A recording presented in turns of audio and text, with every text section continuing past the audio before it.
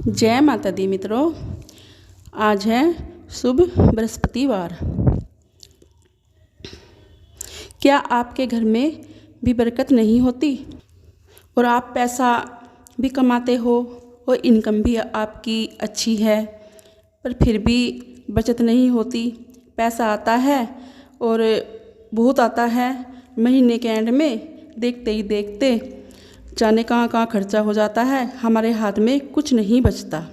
अगर आप खर्चे करने के बाद सेविंग नहीं कर पाते तो आपने कुछ नहीं कमाया, क्योंकि सेविंग करनी ज़रूरी होती है। और सेविंग आप जब ही कर पाओगे जब आपके घर में बरकत होगी।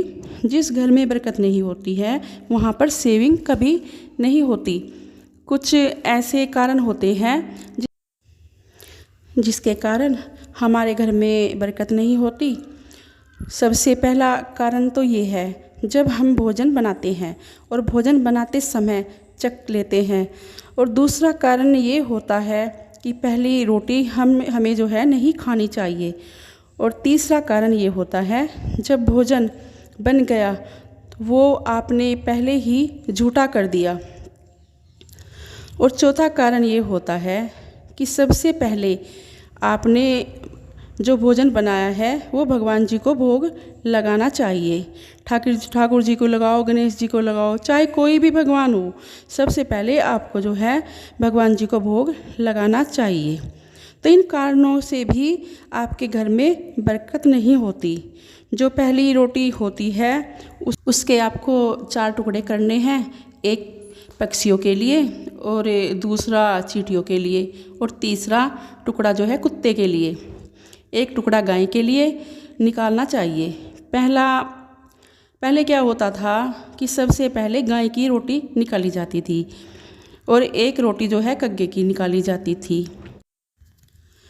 अब सब कुछ बदल गया है। गाय की जो रोटी निकालते थे इसलिए निकालते थे कि गाय के अंदर सारे देवताओं का वास होता है।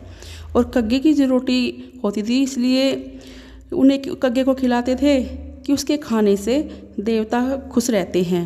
और दूसरी बात, जब झूठे हाथों से खाने को बनाते हैं माँ अन्नपूर्णा का वास जो है आपकी रसोई से चला जाता है। इससे भी आपके घर की बरकत चली जाती है। जो लेडी रसोई में बैठकर भोजन करती है या खड़े होकर खाती हैं उनके घर में कभी भी बरकत नहीं होती।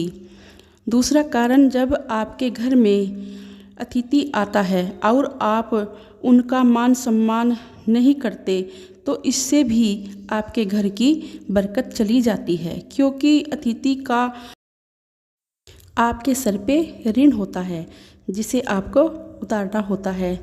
जैसे देवताओं का ऋण होता है, आप उसे उतारते हो, वैसे ही आपको जो है अतिथि का ऋण उतारना होता है। जैसी भी आपकी सामर्थ्य हो उसी के अनुसार आपको मेहमान का मान सम्मान करना चाहिए।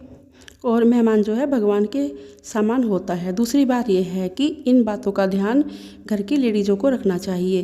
पुरुषों का इसमें कोई रोल नहीं होता। पुरुष तो आपको बाहर से कमा कर ला कर देते हैं, कहाँ खर्चा करना है, कितना खर्चा करना है, ये ध्यान जो है औरतों को ही रखना चाहिए।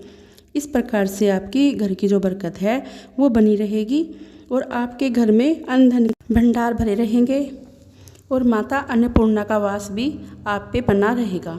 और जो आप भोजन बनाते हो वह स्वाद बनेगा, क्योंकि अन्नपूर्णा का आशीर्वाद को नहीं मिलता और जिसे भी मिलता है उसके हाथ का खाना बहुत स्वादिष्ट बनता है, कम मसालों में भी बहुत अच्छा बनता है। इसीलिए कहा जाता है कि औरत घर की लक्ष्मी होती है। तो आप इन नियमों का पालन कीजिए। जो पहले के टाइम में होता था उन सब को आप भूल चुके हो, तो उन सब नियमों को अपनाइए। इन सब से आपके घर में बरकत बनी रहेगी और आपका पैसा भी बचेगा। और कुछ कारण जो हमने आपको बताए हैं, आप इन नियमों का पालन कीजिए। आपकी ज़िंदगी में खुशियाँ भरी रहेंगी और माँ भगवती का आशीर्वाद भी आप पे बना रहेगा और माता अन्नपूर्णा का आशीर्वाद भी आप पे बना रहेगा। तो मित्रों, अब मैं अपनी बात यहीं पे समाप्त करती हूँ और आशा करती हूँ कि मेरी यह वीडियो आपको पसंद आई होगी। मिलती हूँ एक नई जानकारी के साथ। जय माता दी।